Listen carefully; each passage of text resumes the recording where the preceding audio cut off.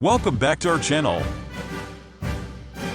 Today we will tell you about Chinese protests that were held in 1989 in Beijing. If you like this, do not forget to subscribe the channel. I promise to find and show something interesting every day.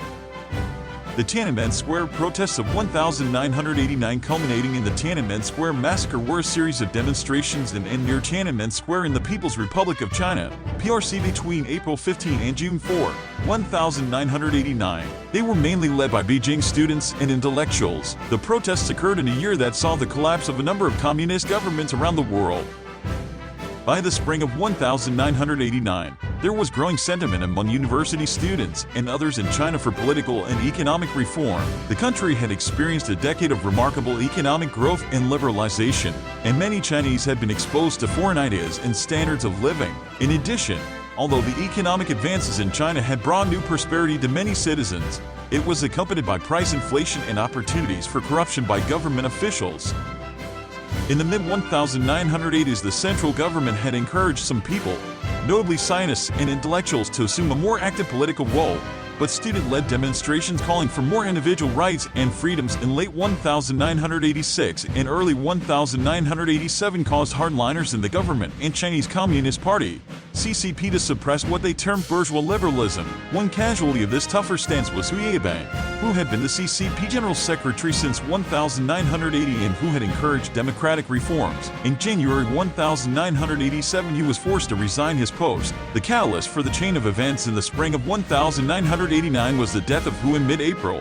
Hu was transformed into martyr for the cause of political liberalization. On the day of his funeral, April 22, tens of thousands of students gathered in Tiananmen Square demanding democratic and other reforms. For the next several weeks, students in crowds of varying sizes, eventually joined by a wide variety of individuals seeking political, social, and economic reforms, gathered in the square. The initial government response was to issue stern warnings but take no action against the mounting crowds in the square. Similar demonstrations rose up in a number of other Chinese cities, notably Shanghai, Nanjing, Xi'an, Changsha, and Chengdu. However, the principal outside media coverage was in Beijing, in part because a large number of Western journalists had gathered there to report on the visit to China by Soviet leader Mikhail Gorbachev in mid-May. Shortly after his arrival, a demonstration in Tiananmen Square drew some 1 million participants and was widely broadcast overseas. Meanwhile, an intense debate ensued among government and party officials on how to handle the mounting protests. Moderates, such as Zhao Ziyang, Hu Yaobang's successor as party general secretary, advocated negotiating with the demonstrators and offering concessions. However,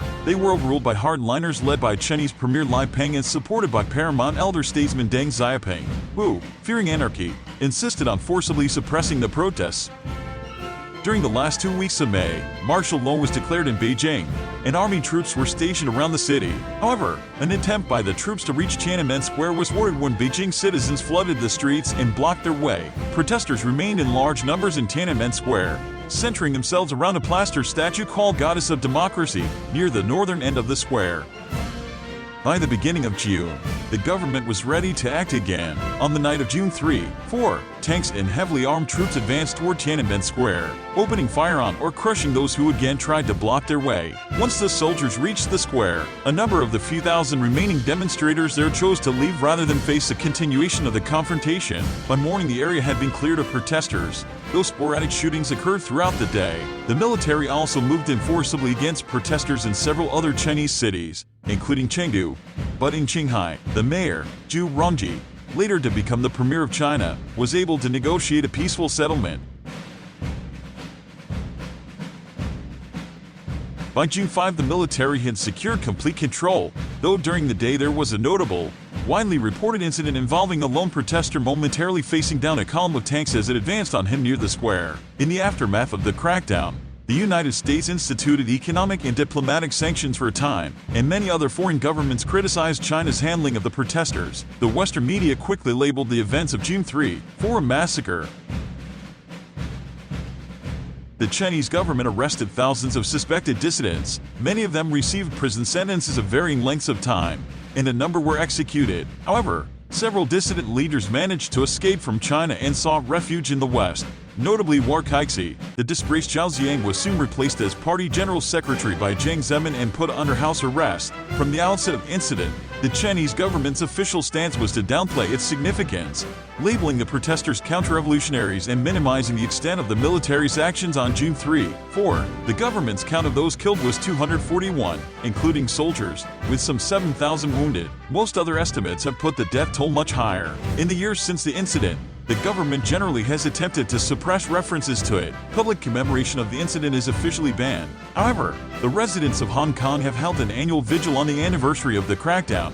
Even after Hong Kong reverted to the Chinese administration, the suppression on June 4 marked the end of a period of relative press freedom in China, and media workers, both foreign and domestic, faced heightened restrictions and punishment in the aftermath of the crackdown. State media reports in the immediate aftermath were sympathetic to the students. As a result, those responsible were all later removed from their posts. Two news anchors, Zhu Fei and Du Ziyan, who reported this event on June 4 in the Delhi Xinhua broadcast on China Central Television, were fired because they displayed sad emotions. Wu Xiaowen, the son of former Foreign Minister Wu Zuqian, was removed from the English program department of Chinese Radio International, ostensibly for his sympathies towards protesters. Editors and other staff at People's Daily, including director Kai Liren and editor-in-chief Tam Wenrui, were also sacked because of reports in the paper that were sympathetic towards the protesters. Several editors were arrested.